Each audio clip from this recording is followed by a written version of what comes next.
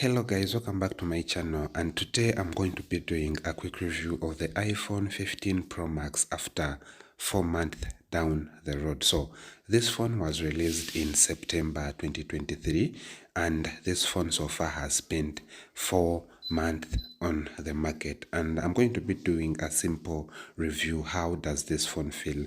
Is it a nice phone to buy at the moment, or you'd rather go for an older flagship, for example an iPhone 14 Pro Max? So the iPhone 15 Pro Max, after 4 months down the road, this phone runs faster because it's the top end of the iPhones. And the different thing, it was given a USB-C, so it has a USB-C, and a USB-C gives faster charging speeds. The camera layout is the same as that of the iPhone 14 Pro Max, and this phone looks identical to the iPhone 14 Pro Max, apart from it being lighter and feeling smaller. It's a bit smaller compared to the iPhone 14 Pro Max, but it has very sharp, nice photos. And this phone was released at a price range of $1,199, which is $1,200.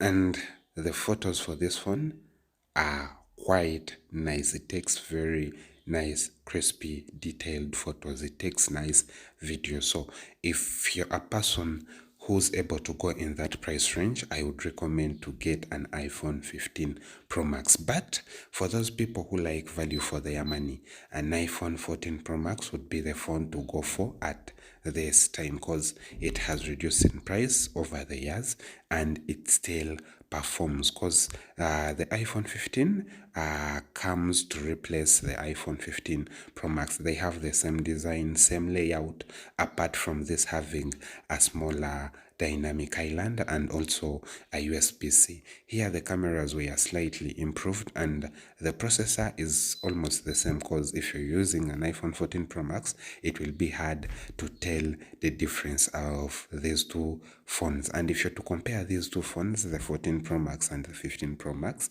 still the 14 Pro Max performs perfectly, and there is a smaller difference among these two phones, apart from this one having, a brighter screen with more resolutions. And that's quite better for this phone, because it has a very nice big screen. The screen size is the same, because they use the same screen protector.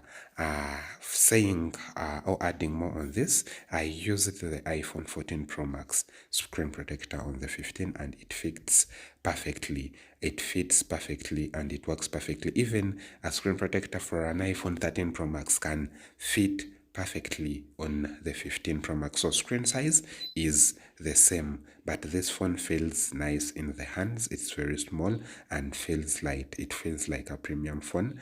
This is a blue or a dark purple version, and it has a very nice matte finish on the back, which is not a fingerprint magnet. Also, the sides are well rounded and finished. So this phone feels nice, and it has a very nice battery. That's one thing I can say. The battery of this phone is very nice. It holds battery for very long hours. You can use it throughout the day without worrying about losing your phone charge. The cameras are perfect, and also the front cameras are perfect.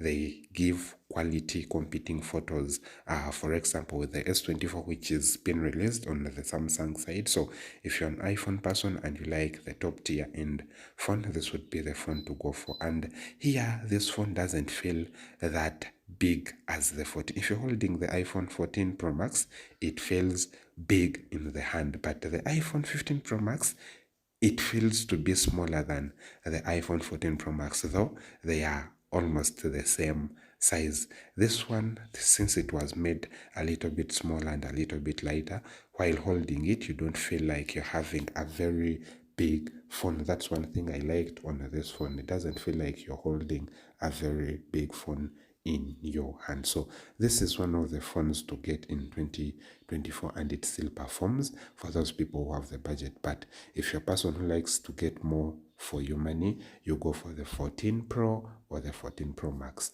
Anyway, guys, thanks for watching. See you on the next one.